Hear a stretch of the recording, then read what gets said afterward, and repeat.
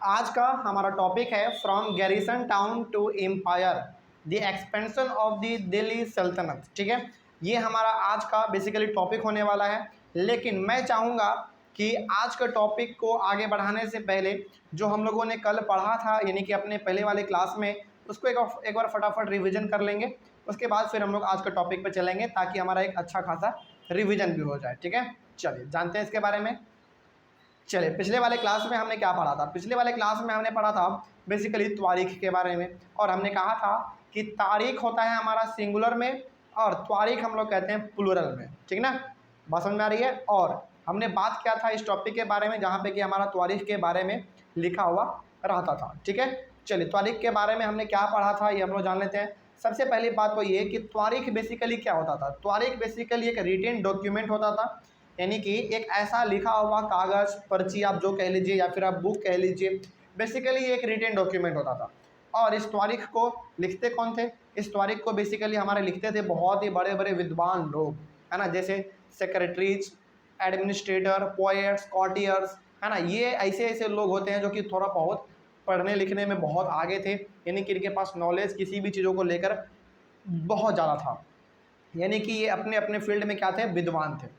ठीक ना, बहुत ही ये लोग आगे बढ़ चढ़कर नॉलेज को हासिल किए थे, इनको किसी चीज़ों के बारे में बहुत अच्छा खासा नॉलेज था, तो यही लोग लिखते थे। और ये लोग जो भी लिखते थे उसको हम लोग क्या कहते थे? तारीख कहते थे। बात समझ में आ रही है? और तारीख बेसिकली हमारा किस लैंग्वेज में होता था? वो होता था हमारा पर्शियन लैंग्वेज में, जो कि हमने यहाँ पर पढ़ा था। ठीक ना, पर्शियन लैंग्वेज में होता था। और तारीख को जो लोग लिखते थे, जो कि हमारे विद्वान लोग लिखते थे तारीख को, वो लोग बेसिकली रहते कहाँ थे? वो लोग बेसिकली हमारे रहते थे मेनली दिल्ली में रहते थे, और कुछ कुछ ऐसे विद्वान लोग थे जो कि हमारे छोटे मोटे गाँवों में भी रहते थे। लेकिन ज़्यादातर जो विद्वान लोग थे जो कि तारीख को लिखा करते थे, वो लोग अक्सर दिल्ली में ही रहा करते थे। ठीक ना, और तारीख जो लिखा करते थे, तारीख के बदले में उन लोगों को बहुत बार रिवॉर्ड भी दिया जाता था। रिवॉर्ड मतलब कि कुछ गिफ्ट भी दिया जाता था। बात समझ में आ रही है? सुल्तान के द्वारा या फिर किसी राजा महाराजाओं के द्वारा उनको गिफ्ट भी दिया जाता था, है ना। अब गिफ्ट भाई क्यों दिया जाता था? इसलिए दिया जाता था क्योंकि राजा महाराजा जो कुछ कहता था उसको लिखने के लिए वो एक बार उसको लिख देता था। ठीक है ना, बस यही चीज़ था, इसीलिए उनको गिफ्ट भी मिलता रहता था समय समय पर राजा लोगों के द्वारा।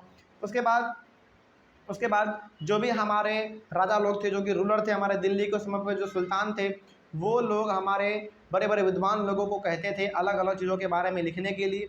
जैसा कि हमने पिछले वाले क्लास में दो चीज़ों के बारे में खास कर पढ़ा था। पहला हमारा था बर्थ राइट और दूसरा था हमारा जेंडर डिस्टिंक्शन, यानी कि हमारे जो विद्वान लोग थे जो कि तारीख को लिखा करते थे, उनको कहा जाता था राजा लोगों के द्वारा कि तुम इन सब चीज़ों के बारे में लिखो।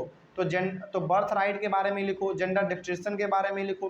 क्या था बर्थ राइट, क्या था जेंडर डिस्टिंक्शन, ये हम लोग यहाँ पे जान लेते हैं। चलिए, बर्थ राइट का बेसिकली मतलब ये था कि राजा लोग अपने विद्वान लोगों को कहते थे तारीख में लिखने के लिए कि तुम ये लिखो कि हमारा जो बेटा होगा, यानी कि जो बच्चा हमारा राजा घर में पैदा होगा, वो आगे चल के राजा ही बनेगा और वही लोगों पे क्या करेगा? रूल करेगा। ये तुम लिखो, है ना। और वो लिखते थे और लोग उसको पढ़ते थे, तो लोगों को लगता था कि इस घर में जो भी पैदा लेगा वो क्या बन जाएगा?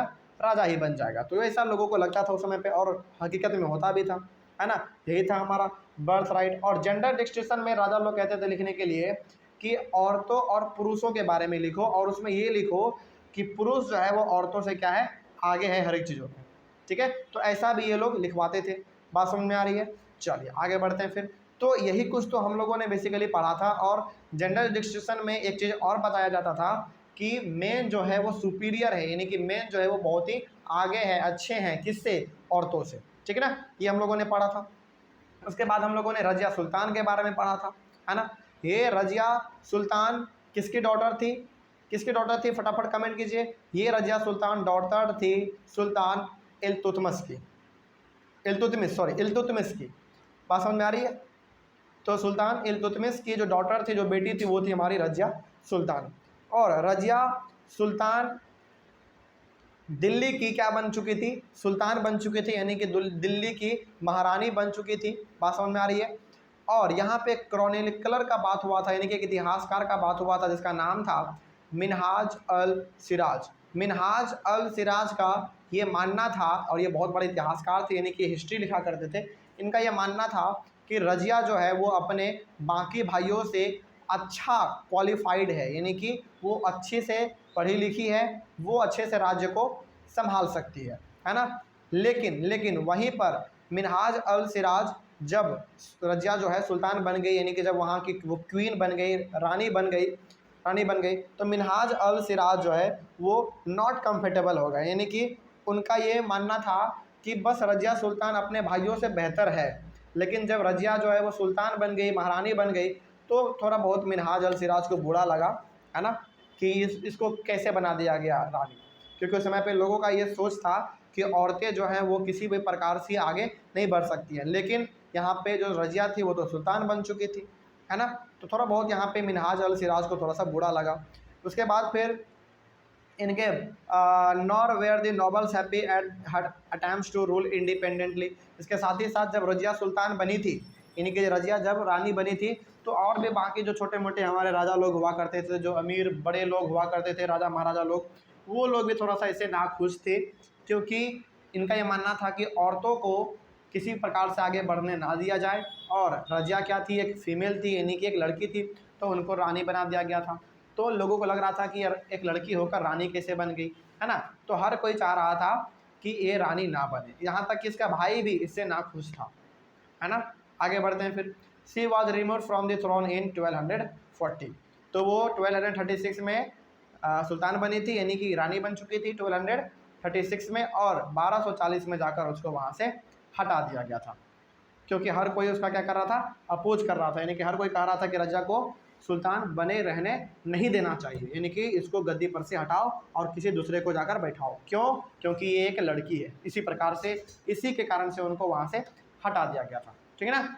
आई होप आपको यहाँ तक समझ में आ गया होगा जो हमने पिछले वाले क्लास में पढ़ा था। चलिए, तो आज का टॉपिक हमारा यहीं से शुरुआत होता है। आज के टॉपिक का नाम है हमारा from garrison town to empire, यानी कि the expansion of the Delhi Saltanat. यानी कि इस टॉपिक में बेसिकली हम लोग अब ये पढ़ने वाले हैं कि किस प्रकार से दिल्ली को और ज़्यादा एक्सपेंड किया गया, यानी कि आज जिसको हम दिल्ली के नाम से जानते हैं उसको और किस प्रकार से आगे बढ़ाया गया दिल्ली के सुल्तानों के मदद से, है ना। यानी कि दिल्ली के सुल्तानों ने किस प्रकार से दिल्ली को और आगे बढ़ाया, इसी के बारे में आज हम लोग पढ़ेंगे। चलिए, तो सबसे पहला हमारा यहाँ पे आपके सामने एक टर्म आता है गैरिसन टाउन। गैरिसन टाउन का मतलब क्या होता है? देखिए, गैरिसन टाउन का मतलब यहाँ पे लिखा हुआ है, ये हमने कहीं अलग से नहीं, आपके बुक्स में ही दिया हुआ था, तो वही हमने यहाँ पे लिख दिया है। गैरिसन टाउन का मतलब होता है कि अ फोर्टिफाइड सेटलमेंट विद सोल्जर्स। मतलब क्या हुआ इसका? इसका मतलब ये हो गया कि एक ऐसा एरिया होगा, यानी कि एक ऐसा बड़ा सा एरिया होगा और उस एरिया को चारों तरफ से किले से घेर दिया गया होगा, यानी कि बड़े बड़े दीवालों से, बड़े बड़े किलों से घेर दिया गया होगा। और उस अंदर का जो एरिया है उस पर नज़र कौन रख रहा होगा? सोल्जर्स रख रहा होगा, यानी कि आर्मी रख रहा होगा। इसका सबसे अच्छा एग्जांपल यदि मैं आपको दूं तो वो है आज का दिल्ली का लाल किला, यानी कि रेड फोर्ट के जिसको हम लोग रेड फोर्ट के नाम से जानते हैं, वही हमारा क्या है, गैरिसन टाउन था उस समय पे। तो गैरिसन टाउन के बारे में यदि आपसे कोई पूछे कि गैरिसन टाउन क्या है, तो बेसिकली आप ये कह सकते हैं कि एक ऐसा बहुत बड़ा एरिया जिसके कि चारों तरफ हमारा क्या होगा, फोर्ट होगा, यानी कि किला बना हुआ होगा, और उस किले पे निगरानी कौन रख रहा होगा? सोल्जर्स रख रहा होगा। सबसे इसका अच्छा एग्जांपल, जैसा कि हमने आपको कहा, दिल्ली का लाल किला। दिल्ली का लाल किला जो है उसके अंदर बहुत बड़ा एरिया है, वहाँ पे हर साल 26 जनवरी और 15 अगस्त में परेड होता है, तिरंगा फहराया जाता है ना। और उसके चारों तरफ क्या है, किला बना हुआ है ना। और उस पर निगरानी कौन रखता है? हमारा सोल्जर्स, यानी कि हमारा इंडियन आर्मी रखता है ना। तो वो एक गैरिसन टाउन हो गया। तो बेसिकली यहाँ पे वही कहा जा रहा है कि पहले जो थे ना दिल्ली के सुल्तान, वो लोग इसी प्रकार से रूल करते थे।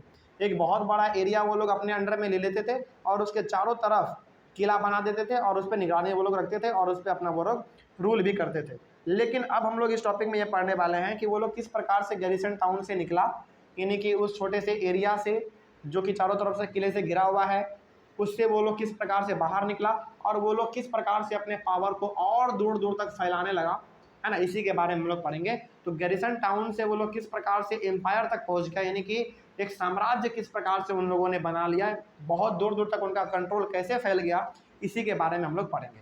तो वहीं पे वही चीज़ यहाँ पे लिखा हुआ था कि the expansion of the Delhi Saltanat, यानी कि दिल्ली पे जो रूल कर रहे थे हमारे उस समय पे दिल्ली के सुल्तान, उन लोगों ने किस प्रकार से दिल्ली को और ज़्यादा आगे बढ़ाया। इसी के बारे में हम लोग पढ़ेंगे। तो आई होप आपको गैरिसन टाउन का मतलब समझ में आ गया होगा, है ना।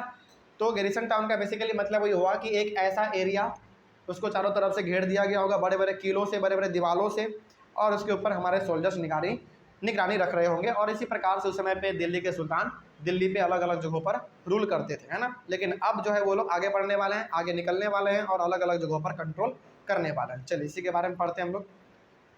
The sultans seldom controlled the hinterland of the cities and were therefore dependent upon trade, tribute और plunder for supplies। देखिए यहाँ पे एक और नया वर्ड आ गया, हिंटरलैंड। हिंटरलैंड का मतलब क्या होता है, ये भी यहाँ पे मतलब लिखा हुआ है, देखिए the lands adjacent to a city or port that supply it with goods and services। मतलब क्या हुआ इसका, इसका मतलब ये हो गया कि एक ऐसा जगह, एक ऐसा ज़मीन आप कह सकते हैं जो कि किसके बगल में होगा, या तो किसी शहर के बगल में होगा या तो किसी पोर्ट के बगल में, यानी कि बंदरगाह के बगल में, जो जहाँ पर कि बड़े बड़े जहाज आकर हमारे रुकते हैं। तो याद रखिएगा हिंटरलैंड किसको कहेंगे, एक ऐसा जगह जो कि या तो शहर के बगल में होगा या तो एक किले के बगल में, सॉरी किला नहीं, पोर्ट जो कि बंदरगाह हमारा है उसके बगल में होगा। और ऑब्वियस ही बात है कि यदि वो लैंड, वो जगह यदि शहर के बगल में है या फिर एक पोर्ट के बगल में है, तो ऑब्वियस ही बात है कि उसको वहाँ से क्या मिलेगा, गुड्स मिलेगा और सर्विस मिलेगा, है ना। गुड्स कैसे मिलेगा भाई, देखिए वहाँ पे बड़े बड़े जहाज आकर रुकेंगे तो वहाँ से कुछ उतरेगा, कुछ उस जहाज़ पे भी लोड होगा, कुछ जहाज़ से नीचे आएगा, कुछ जहाज़ से ऊपर जाएगा, है ना। तो वहाँ से आपको गुड्स मिल जाएगा। और सबसे बड़ी बात तो बगल में शहर है, तो शहर से आपको अच्छे अच्छे गुड्स मिल सकते हैं, यानी कि अच्छे अच्छे सामान आपको मिल सकते हैं। और सर्विस का बात यहाँ पे कहा गया है ना, यानी कि बगल में शहर है तो हो सकता है कि यदि कोई बीमार पड़े तो डॉक्टर उसके पास आ जाए, है ना। हो सकता है कि आपको घर बनवाना हो तो इंजीनियर साहब आ जाए, इस प्रकार का। तो बेसिकली हिंटरलैंड का मतलब ये हो गया कि एक ऐसा जगह जो कि या तो शहर के बगल में है या तो पोर्ट के बगल में है, ठीक है ना। चलिए ये भी आपने समझ लिया हिंटरलैंड का मतलब, और गैरिसन टाउन, इन दोनों का मतलब आपने समझ लिया। अब यहाँ पे हमारा, हम दोबारा इस टॉपिक पे आते हैं, क्या लिखा हुआ था, the sultan seldom control the hinterland of the cities and were therefore dependent upon trade, tribute और प्लंडर फॉर सप्लाईज। देखिए ध्यान से देखिए, उस समय के जो हमारे सुल्तान लोग हुआ करते थे, यानी कि जो हमारे दिल्ली के राजा महाराजा लोग हुआ करते थे, वो लोग कहाँ पे कंट्रोल करते थे, कभी कभार वो लोग कंट्रोल कहाँ पे कर देते थे, हिंटरलैंड पे कंट्रोल कर देते थे। यानी कि ऐसे जगहों पर कंट्रोल करते थे वो लोग, ऐसे जगहों पर हमला करते थे जो कि थोड़ा सा शहर से क्या होता था, दूर होता था, और पोर्ट से भी, यानी कि बंदरगाह से भी हमारा दूर होता था। अब देखिए पहले ये चीज़ वहाँ पे होता था कि जो जहाँ पे कंट्रोल किया, यानी कि जो जहाँ पर कब्जा किया वो वहीं पर जाके बस जाता था। जैसे मान लीजिए कोई एक राजा है, उन्होंने क्या किया, किसी एक छोटे से जगह पर जाके कंट्रोल कर लिया, तो वो लोग वहीं पे जाके बस गया, है ना। तो अब चूंकि वो लोग शहर में नहीं है, बेसिकली शहर से क्या है, अलग है। हिंटरलैंड का मतलब क्या, शहर से अलग है, कुछ दूर में हमारा वो जगह है। तो जब वो शहर से दूर वाले जगहों पर कंट्रोल करते थे, पोर्ट से दूर वाले जगहों पर वो लोग कंट्रोल करते थे, तो वहाँ पे उनको बहुत ज़्यादा चीज़ देखने को नहीं मिलता था। यानी कि गाँव में हो गया, या फिर गाँव से थोड़ा सा और दूर हो गया, या फिर शहर से भी थोड़ा सा दूर हो गया, ऐसे ऐसे जगहों पर वो लोग हमेशा कंट्रोल करने की कोशिश करते रहते थे। बात समझ में आ रही है। तो इस वजह से उनको बहुत कुछ नहीं मिल पाता था, या फिर गुड्स नहीं मिल पाया, खाने का सामान नहीं मिल पाया, या फिर किसी प्रकार का सर्विस नहीं मिल पाया, है ना। इस प्रकार का समस्या उनको वहाँ पे मिलता था, जिसके लिए वो लोग करते क्या थे, जिसके लिए वो लोग करते थे ट्रेड। यानी कि वो लोग डिपेंडेंट होते थे किस पे, ट्रेड पे। उनका लगता था कि भाई यदि हमने कब्जा तो कर लिया, है ना, और हमने जिस पे कब्जा किया वो शहर से क्या है, बहुत दूर है। कब्जा तो कर लिया आपने, लेकिन शहर से बहुत दूर है, तो यदि जिंदा रहना है तो हमको क्या करना पड़ेगा, ट्रेड करना पड़ेगा। ट्रिब्यूट भी उनको बहुत बार मिलता था, मतलब कि कोई बहुत अमीर आदमी है, उसका मन कर गया कि राजा साहब को जाकर 100 बीघा ज़मीन दे देते हैं, तो वो लोग ज़मीन भी दे देता था। ट्रिब्यूट का मतलब क्या होगा, दान दक्षिणा दे देते थे वो लोग। या फिर बहुत बार राजा लोग क्या करते थे, हमला ही कर देते थे, यानी कि लूट लेते थे। प्लंडर का मतलब लूट मार भी वो लोग कभी कभी कर लेते थे, कभी बंदरगाह पे लूट मार दिया, कभी शहरों में लूट कर लिया, है ना। इस प्रकार का भी उस समय पे हमारा चलता रहता था। यानी कि बेसिकली आप कह सकते हैं कि वो लोग उस समय पे, हमारे जो दिल्ली के सुल्तान थे, वो लोग अपने जीवन यापन को चलाने के लिए बहुत बार ट्रेड भी करते थे, ट्रिब्यूट भी उनको मिलता था, यानी कि दान दक्षिणा भी मिलता था, या फिर वो लोग बहुत बार जो है ना लूट पटार भी कर लेते थे अपने जीवन को चलाने के लिए। और वो लोग अक्सर जो है हमला करते थे हिंटरलैंड पे, यानी कि ऐसे ज़मीन पर जो कि या तो शहर से बगल में हो या तो बंदरगाह से बगल में हो, है ना, ताकि उनको फ़ायदा मिलता रहे। चलिए, तो आपने हिंटरलैंड का भी मतलब समझ लिया। आगे, controlling garrison town in Bengal and Sindh from Delhi was extremely difficult. अब देखिए दिल्ली में हमारा बेसिकली जो भी इंपॉर्टेंट सुल्तान थे, यानी कि जो हमारे इंपॉर्टेंट राजा लोग हुआ करते थे, वो लोग कहाँ रहते थे? दिल्ली में रहते थे। तो दिल्ली से बंगाल के गैरिसन टाउन को और सिंध के गैरिसन टाउन को कंट्रोल करना थोड़ा सा मुश्किल वाला बात था। बात समझ में आ रही है? अब ये सिंध कहाँ है भाई?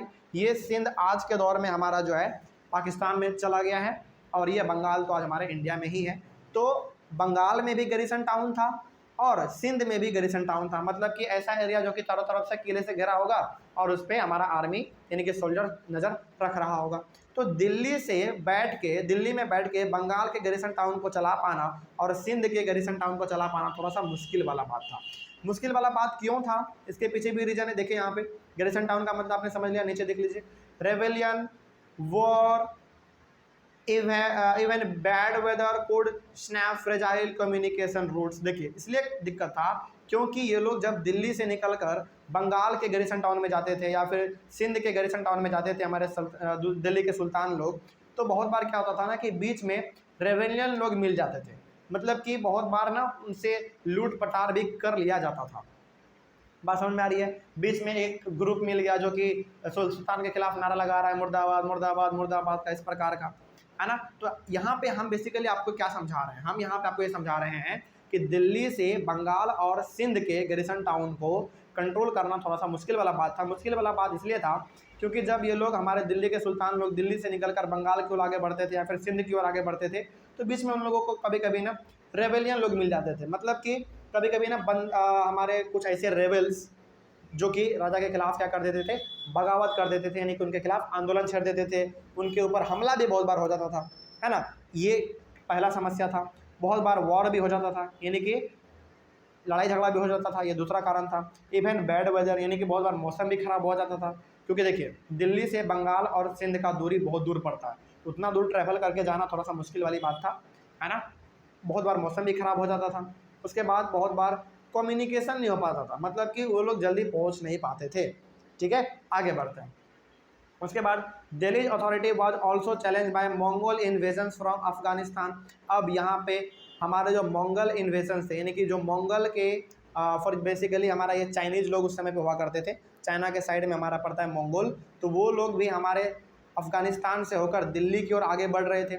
मतलब कि ये मंगोल लोग अफगानिस्तान पे कब्जा करने के बाद ये लोग इधर की ओर आगे बढ़ रहे थे, दिल्ली की ओर आगे बढ़ रहे थे कि ये लोग दिल्ली को भी कब्जा करना चाहते थे। ये लोग बेसिकली मंगोल कहाँ के होते हैं? बेसिकली चाइना के लोग होते हैं, है ना। चाइना में ही इनका जड़ है। तो वहाँ से वो लोग अफगानिस्तान पे कंट्रोल किया और अफगानिस्तान के बाद हमारा दिल्ली पे कंट्रोल करना चाहते थे। तो इसके वजह से भी थोड़ा सा समस्या का सामना करना पड़ा किनको? दिल्ली के सुल्तान को, क्योंकि उनको डर था कि हमारे यदि हम बंगाल की ओर आगे बढ़े या फिर सिंध की ओर आगे चले गए तो हो सकता है कि मेरे गैर मौजूदगी में, यानी कि मेरे ना होने के वजह से ये दिल्ली पे हमला कर दे और दिल्ली को कब्जा में कर ले, है ना। ये भी इनके पास डर था। तो दिल्ली सल्तनत बेयरली सर्वाइव्ड दिस चैलेंज। तो दिल्ली के जो समय पे सुल्तान लोग हुआ करते थे वो लोग बड़ी मुश्किल से इन सारे समस्याओं से छुटकारा पाते थे, उनको बहुत मशक्कत करना पड़ता था। ठीक है, बहुत बार तो लड़ाई पीट भी हो जाता था। आगे बढ़ते हैं। It's consolidation occurred during the reign of Ghiyasuddin Balban and further expansion under Alauddin Khilji and Muhammad Tughlaq। तो बेसिकली यहाँ पे बात किया जा रहा है कि दिल्ली का जो एरिया था, दिल्ली का जो एक्सपेंशन होने लगा, वो और ज़्यादा आगे तब बढ़ने लगा जब गियासुद्दीन बलबन थे, उसके बाद जब हमारे अलाउद्दीन खिलजी हुए, उसके बाद हमारे मोहम्मद तुगलक हुए। यानी कि जिस प्रकार से मुग़ल सल्तनत आगे आते गए एक के बाद एक, उस प्रकार से हमारा दिल्ली का जो एरिया था वो बढ़ता चला गया। यानी कि ये लोग अब दिल्ली के सुल्तान अब जो हैं केवल दिल्ली में सीमित नहीं थे, वो लोग आगे आगे भी बढ़ रहे थे, यानी कि अपने पावर को भी आगे बढ़ा रहे थे। तो सबसे पहले पावर किसने अपना आगे बढ़ाया, यानी कि सबसे ज़्यादा दिल्ली को आगे बढ़ाने का काम किसने किया? गियासुद्दीन बलबन ने किया। गियासुद्दीन बलबन ने जहाँ तक किया उसके और ज़्यादा उसके कामों को कौन बढ़ा दिया? अलाउद्दीन खिलजी ने बढ़ा दिया। अलाउद्दीन खिलजी ने जहाँ तक कर पाया, अलाउद्दीन खिलजी जहाँ तक कंट्रोल कर पाया, उसके बाद और आगे बढ़ा दिया किसने? मोहम्मद तुगलक ने बढ़ा दिया। बेसिकली दिल्ली के जो सुल्तान थे उस समय पे वो लोग चुप नहीं बैठ रहे थे, वो लोग अपने पावर को लगातार आगे बढ़ाने में लगे हुए थे। तो यहाँ पे 3 दिल्ली सुल्तान के नाम को हमने जिक्र किया। ठीक है, आगे बढ़ते हैं। उसके बाद अच्छा कुछ और लिखा हुआ था क्या? नहीं, ठीक है, आगे बढ़ते हैं। The first set of campaigns along the internal frontier of the saltanat aimed to consolidating the hinterlands of the garrison town. अब देखिए सबसे पहला यहाँ पे इंटरनल फ्रंटियर और एक्सटर्नल फ्रंटियर का बात होने वाला है, ठीक ना, इस चीज़ को आप ध्यान में रखिएगा। इंटरनल फ्रंटियर के बारे में हम लोग यहाँ पे पढ़ेंगे और एक्सटर्नल फ्रंटियर के बारे में हम लोग यहाँ पे पढ़ेंगे, यहाँ पे इस वाले टॉपिक में पूरा, ठीक है। तो पहले हम लोग बात कर लेते हैं इंटरनल फ्रंटियर का। इंटरनल फ्रंटियर का मतलब क्या हुआ? इंटरनल का मतलब क्या होता है? अंदर वाला, है ना। यानी कि ये लोग हमारे जो दिल्ली के सुल्तान थे बेसिकली, अब वो लोग सबसे पहले कब्जा कहाँ कर रहे थे? इंटरनल फ्रंटियर में, यानी कि पहले अंदर में ही कब्जा कर रहे थे, जहाँ पे बेसिकली जो उनका गैरिसन टाउन था, है ना। देखिए यहाँ पे साफ लिखा हुआ है कि the first set of campaigns along the internal frontier of the saltanat aimed to consolidating the hinterlands of the garrison town.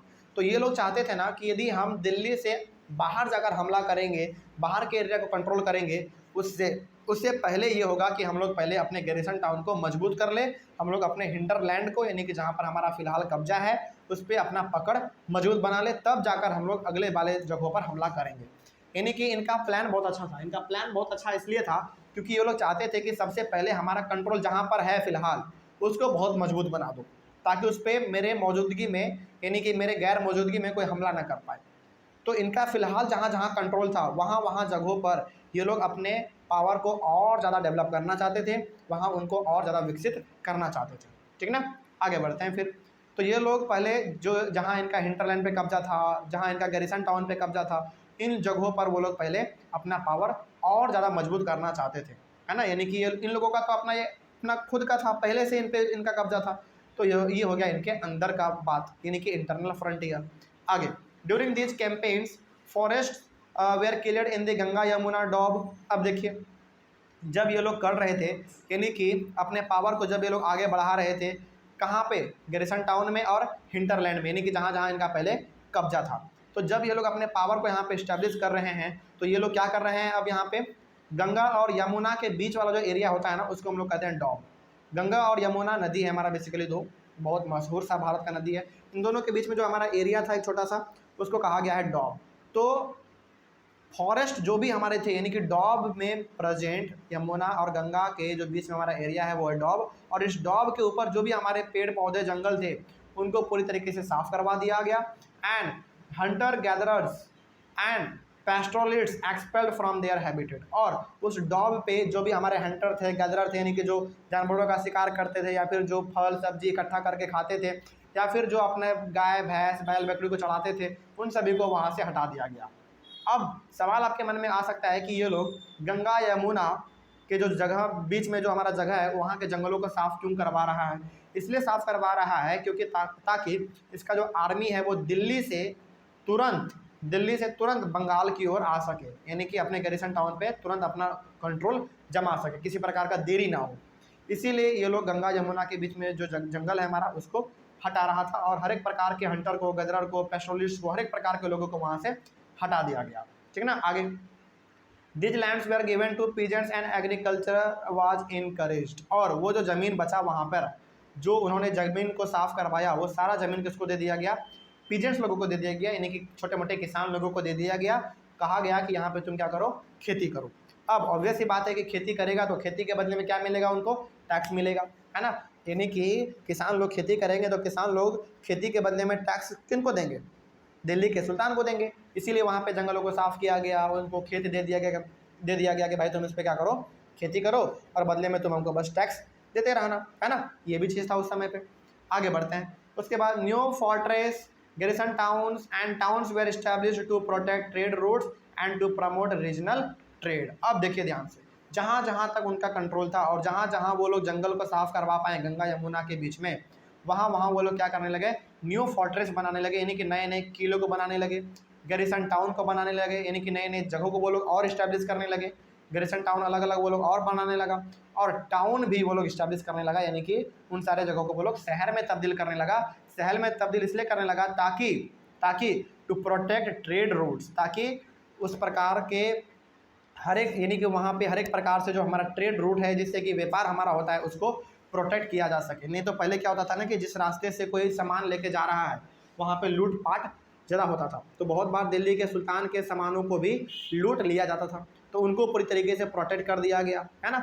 And to promote regional trade, और छोटे मोटे ट्रेड को, छोटे मोटे व्यापार को भी आगे बढ़ाया गया। ये दिल्ली सुल्तान उस समय पे कर रहा था ये सब चीज़, ठीक है।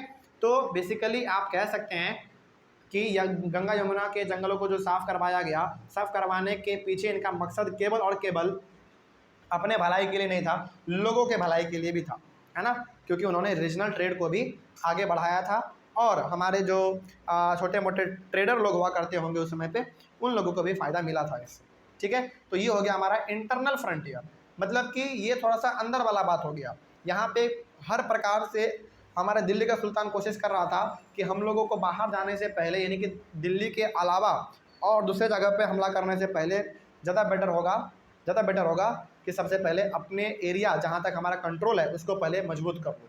तो ये लोग पूरी तरीके से उसको क्या कर रहा था, मजबूत कर रहा था, आगे बढ़ा रहा था। अब पढ़ते हैं हम लोग एक्सटर्नल फ्रंटियर के बारे में, यानी कि अब थोड़ा सा ये लोग कहाँ जाने वाले हैं, बाहर की ओर जाने वाले हैं, ठीक है ना। बढ़ते हैं इसके बारे में क्या लिखा हुआ है, देखिए। The second expansion occurred along the external frontier of the सल्तनत, यानी कि अब ये लोग बाहर भी जाने वाले हैं, बाहर पे भी कंट्रोल करने वाले हैं। जानते हैं इसके बारे में। और military expedition into southern India started during the reign of Alauddin Khilji and culminated with Mohammad Tughlaq. अब देखिए ध्यान से, जैसे जैसे इन लोगों ने अपने अंदर वाले जगहों पर पूरी तरीके से कब्जा कर लिया, पूरी तरीके से पावर अपना एस्टेब्लिश कर लिया, अब ये लोग दिल्ली से आगे बढ़ रहे हैं, किधर जा रहे हैं, साउथ इंडिया की ओर जा रहे हैं।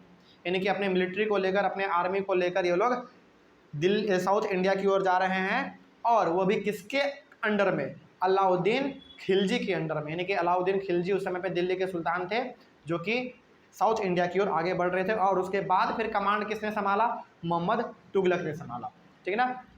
कोई बात, कोई दिक्कत है ना, आगे बढ़ते हैं। तो ये दोनों मिलके साउथ इंडिया की ओर आगे बढ़े, और साउथ इंडिया में यानी कि अलग अलग जगहों पर उन्होंने कब्जा भी किया, ठीक है। आगे, इन दियर कैंपेन सल्तनत आर्मीज captured elephants, horses and slaves and carried away precious metals. तो जहाँ जहाँ पर इन लोगों ने कब्जा किया साउथ इंडिया में, वहाँ पर इन्होंने क्या किया, वहाँ के एलिफेंट को उन्होंने कैप्चर कर लिया, अपने कब्जे में ले लिया, हॉर्सेस को ले लिया, और लोगों को क्या बना दिया, गुलाम बना दिया, यानी कि स्लेव बना दिया। बात समझ में आ रही है। तो हर प्रकार से इन लोगों ने वहाँ पे अपना कंट्रोल जमाया, और जहाँ भी उनको प्रीशियस यानी कि महंगा मेटल दिखा, सोना चांदी हीरा मोती जवरात जो भी उनको मिला, वो सारा कुछ वो लोग अपने अंडर में लेते चले गए, ठीक है ना। आगे बढ़ते हैं। By the end of Mohammad Tughlaq reign, the armies of Delhi Sultanate had marched across a large part of the subcontinent। यानी कि जब मोहम्मद तुगलक का राज्यकाल समय जब ख़त्म होने वाला था, उस समय तक आर्मी ने पूरी तरीके से, यानी कि दिल्ली सल्तनत के आर्मी ने पूरी तरीके से हमारे इंडिया के अलग अलग जगहों पर कंट्रोल कर लिया था। बात समझ में आ रही है। यानी कि यहाँ पे हम ये कहना ये चाह रहे हैं कि जब तक मोहम्मद तुगलक का शासन था, उसके अंत होते होते तक पूरी तरीके से दिल्ली के सुल्तानों ने इंडिया के अलग अलग जगहों पर कंट्रोल अपना कर चुका था, ठीक है। ये हम लोगों ने यहाँ पे पढ़ लिया। कोई डाउट यहाँ तक, किसी भी प्रकार का कोई डाउट रहा होगा तो आप एक बार कमेंट कर लीजिएगा, ठीक है ना। चलिए अगले वाले क्लास में हम लोग डिस्कस करेंगे दी मस्जिद के बारे में। मस्जिद के बारे में हम लोग बात करेंगे, वो भी अपने अगले वाले क्लास में। Thank you very much.